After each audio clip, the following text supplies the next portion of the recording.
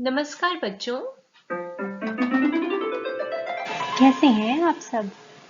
आशा है इस उगते सूरज की तरह आप लोग भी चुस्त दुरुस्त होंगे। मुझे उम्मीद है घर में रहकर भी आप खेलने का और पढ़ने का मजा जरूर ले रहे होंगे। तो चलिए आज की कक्षा की शुरुआत करें।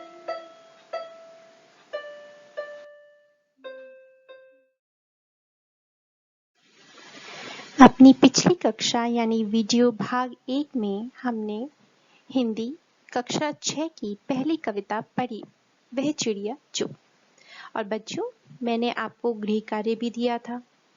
मुझे आशा है वो काम आपने जरूर किया होगा। भाई आज हमारे साथ मिस्टर बनी भी पढ़ने आए हैं इस कक्षा में, और वो कुछ कहना भी चाहते हैं। हाँ हाँ, मैं हूँ मिस्टर बनी और मैं भी पढ़ने का शौकीन हूँ, पर पिछली कक्षा में मैं नहीं था। क्या बताएंगे कि पिछली कक्षा में क्या हुआ? हाँ हाँ मिस्टर बनी, चलिए मैं दोहरा देती हूँ कि पिछली कक्षा में क्या हुआ।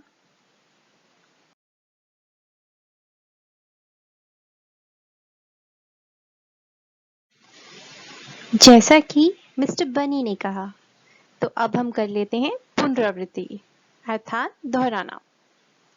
ये कविता एक चिड़िया के बारे में है जो नीले पंखों वाली है, संतोषी है और जिसे मुख्यतः अनाज, नदी के जल और जंगल से प्यार है। उसे जीवन की छोटी छोटी चीजों में बड़ी बड़ी खुशियां मिल जाती हैं। वह इस छोटे से जीवन में संतुष्ट है। कवि ने चिड़िया के द्वारा संदेश दिया है कि मनुष्य को भी अपने सीमित साधनों से संतुष्ट एवं खुश रहना ही चाहिए।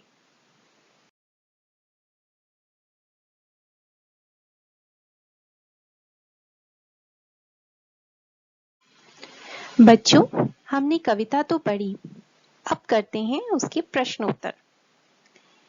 पहला प्रश्न मन में ये उठता है कि कविता पढ़ने के बाद आपके मन में चिड़िया का कैसा चित्र उभरता है? जब आपने सारी पंक्तियां पढ़ी तो आप उस चिड़िया का कैसा चित्र बना पाते हैं? क्या आपने घर पर वह चित्र बनाने की कोशिश की? चलिए कुछ चित्र देखते हैं। क्या वह चिड़िया चित्र 1 में दिखाई गई जैसी है या चित्र 2 में, या नीले पंखों वाली संतोषी चिड़िया चित्र 3 जैसी है यानी नाचता मोर, या फिर है वो चित्र 4? सोचिए।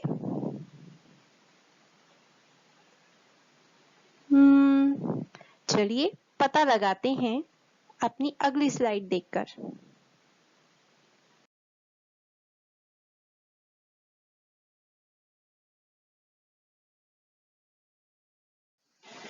प्यारे बच्चों, नीले पंखों वाली वह चिड़िया कुछ ऐसी है। जिसके नीले पंख है वह छोटी है, संतोषी है और अनाज के दाने खाना पसंद करती है। तो आपके द्वारा बनाया गया चित्र क्या कुछ ऐसा ही है? जरूर होगा।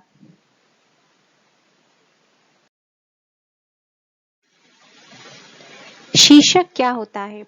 शीर्षक होता है नाम। तो आप इस कविता को क्या शीर्षक देना चाहेंगे?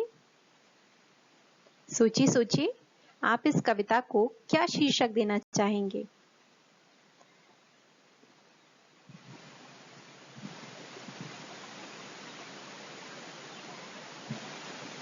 अगर सोचा जाए तो चिड़िया का रंग क्या है? नीला। तो क्यों ना हम उसे नाम दे दें नीली चिड़िया?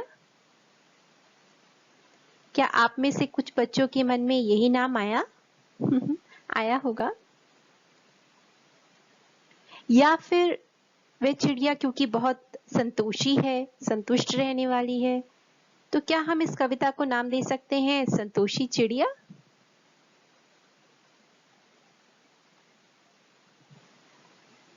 चिड़िया बहुत छोटी है तो उसे छोटी चिड़िया नाम भी दिया जा सकता है। और कुछ बच्चे सोचते होंगे कि वह चिड़िया कितनी प्यारी है, तो क्यों ना हम इसे नाम दे दें वह प्यारी चिड़िया। ये सभी नाम सही हैं। इनमें से कोई भी एक शीर्षक इस कविता को दिया जा सकता है।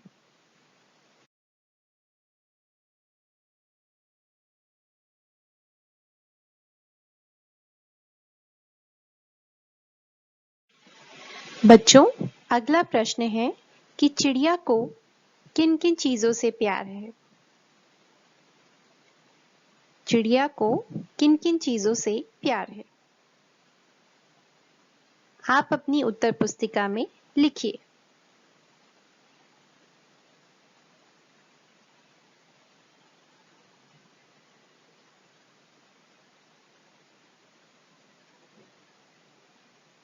चलिए आइए इसका उत्तर देखें। चिड़िया को निम्न चीजों से प्यार है: अनाज, नदी का जल और विजन, जैसा कि आप चित्र में देख सकते हैं।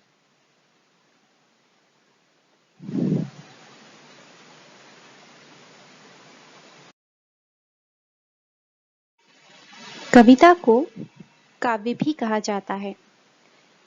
कविता के एक हिस्से को काव्यांश कहा जाता है। तो चलिए अब हम करते हैं काव्यांश आधारित प्रश्नोत्तर, अर्थात जिसमें हम पूरी कविता ना लेकर उसका एक हिस्सा लेकर उस पर आधारित प्रश्नोत्तर करेंगे।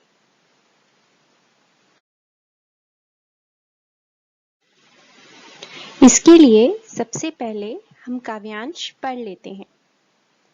वह चिड़िया जो चोंच मार कर दूध भरे जुंडी के दाने रुचि से रस से खा लेती है, वह छोटी संतोषी चिड़िया, नीले पंखों वाली मैं हूँ, मुझे अन्न से बहुत प्यार है। बच्चों, इस काव्यांश में से ही कुछ प्रश्न पूछे गए हैं, जिसमें पहला प्रश्न है, चिड़िया को क्या खाना पसंद है? अब हम जो भी प्रश्न पूछ रहे हैं, आप ये काव्यांश पढ़कर उनके उत्तर एक तरफ लिखते जाएं। पहला प्रश्न है, चिड़िया को क्या खाना पसंद है?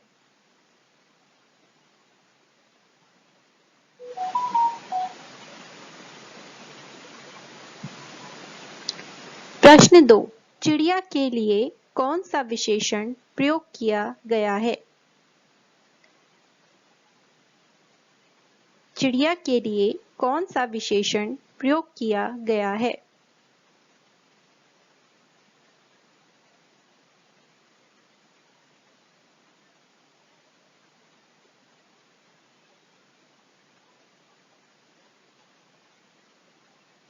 प्रश्न 3, रस से खा लेती है का क्या अर्थ है?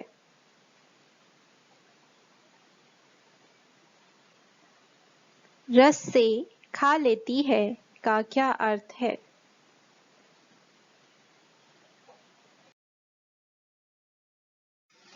इन पूछे गए प्रश्नों के संभावित उत्तर हो सकते हैं।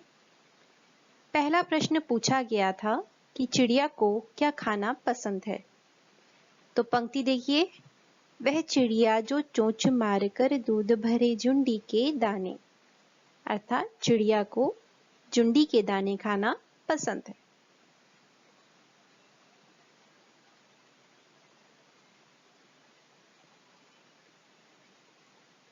अगला प्रश्न पूछा गया था, चिड़िया के लिए कौन सा विशेषण प्रयोग किया गया है? विशेषण अर्थात विशेषता। तो देखा जाए तो चिड़िया के लिए एक पंक्ति आई है, वह छोटी संतोषी चिड़िया, नीले पंखों वाली मैं हूं। यहाँ चिड़िया के लिए उसकी विशेषताएं बताई गई हैं, छोटी, संतोषी, नीले पंखों वाली। तो ये सभी उसके विशेषण हैं। तो आप लिख सकते हैं, चिड़िया के लिए संतोषी विशेषण प्रयोग किया गया है, नीले पंखों वाली विशेषण प्रयोग किया गया है, या छोटी विशेषण प्रयोग किया गया है।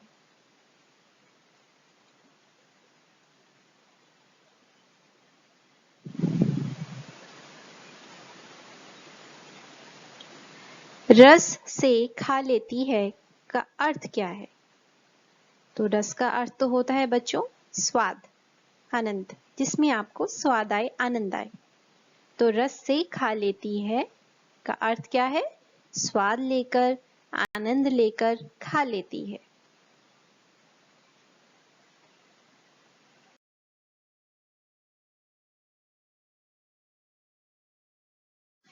अब हम अगला काव्यांश करते हैं।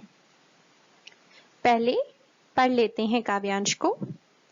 वह चिड़िया जो कंठ खोल कर बूढ़े वन बाबा की खातिर रस उड़ेल कर गा लेती है, वह छोटी मुंह बोली चिड़िया नीले पंखों वाली मैं हूँ, मुझे विजन से बहुत प्यार है। अब इसके प्रश्नोत्तर पर नजर डालते हैं। पहला प्रश्न पूछा गया है, कंठ खोलकर का क्या अर्थ है? आप इन प्रश्नों के उत्तर अपनी पुस्तिका में लिख लें। कंठ खोलकर का क्या अर्थ है?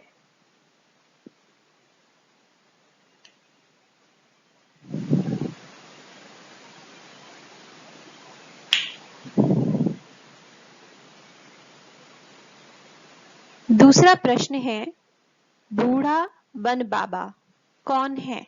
किसके लिए प्रयोग किया गया है बूढ़ा वन बाबा?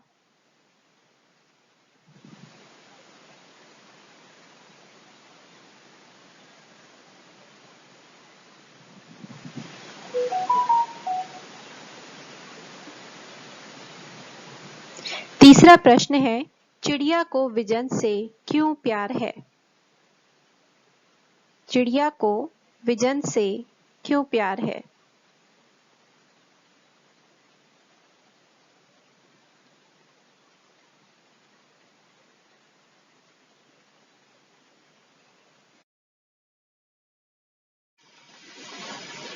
कंठ खोलकर का अर्थ है खुले मन से गाना, अर्थात मुक्त कंठ से गाना। जब आप प्रसन्न होते हैं तो बड़े दिल से गाते हैं, खुशी से गाते हैं, वही यहाँ पर अर्थ है, कंठ खोलकर अर्थात खुले मन से गाना।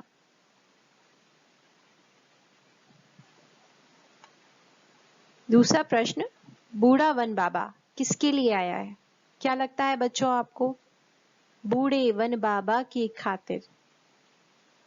बूढ़ा वन बाबा जंगल के लिए प्रयोग किया गया है, क्योंकि चिड़िया किसके लिए गा रही है? जंगल के लिए।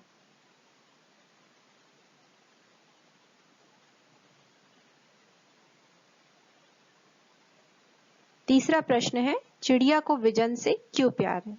विजन मतलब जंगल।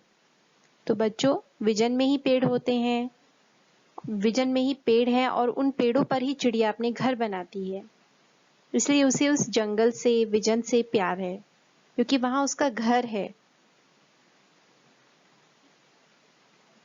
अब आप अपने उत्तर भी जांच लें।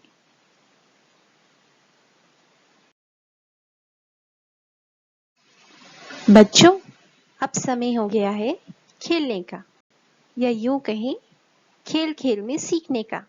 तो चलो आओ खेले खेल।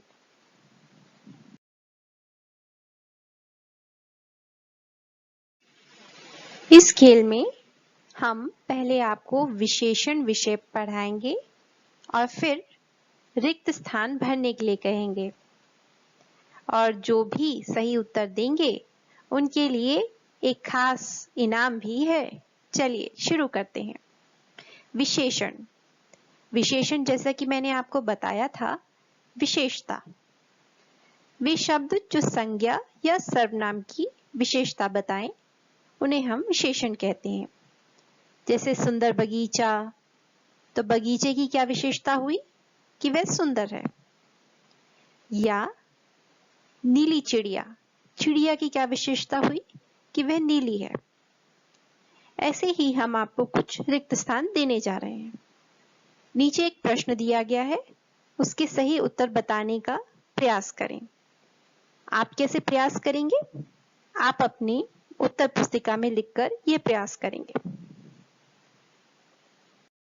प्रश्न, दिए गए रिक्त स्थानों में उचित विशेषण भरिए। पहला, रिक्त स्थान, मोरों वाला बाग। यहाँ खाली स्थान में आपको विशेषण भरना है। सोचिए सोचिए।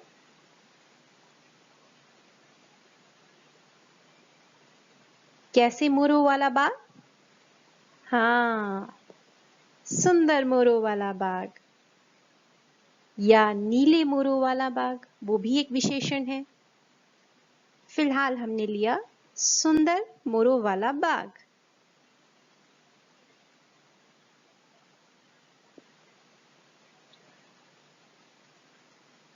दूसरा है रिक्त स्थान, फूलों वाली क्यारी। सोचिए, क्या कहा? नीले, पीले, हरे फूलों वाली क्यारी। बहुत खूब। तो हमने लिया नीले फूलों वाली क्यारी। फूलों की विशेषता है कि वो नीले हैं। तीसरा, रिक्त स्थान, मूंछों वाला आदमी। बताइए, रिक्त स्थान में क्या आएगा?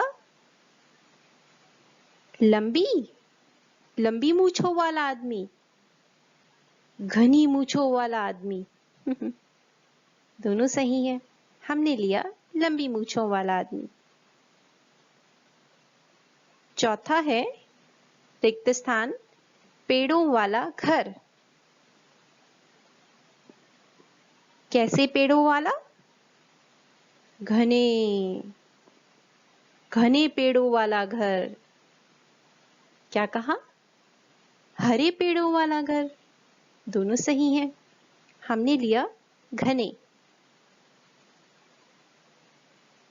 पांचवा है रिक्त स्थान, हंसने वाला बच्चा।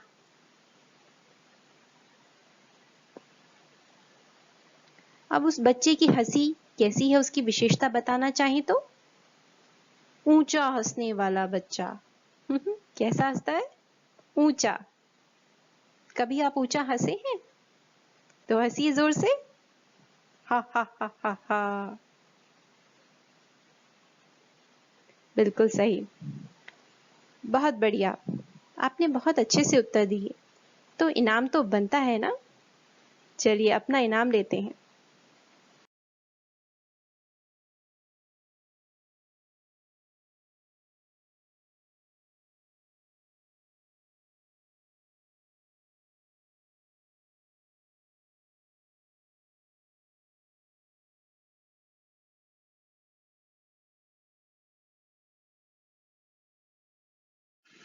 बच्चों, मैं हूँ मिस्टर बने और मैं उन बच्चों के लिए इनाम लाया हूँ जिन्होंने सारे जवाब दिए हैं सही। मैं हूँ बनी, जवाब सही।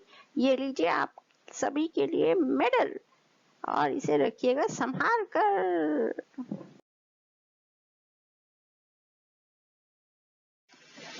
बच्चों, आज की कक्षा में बस इतना ही।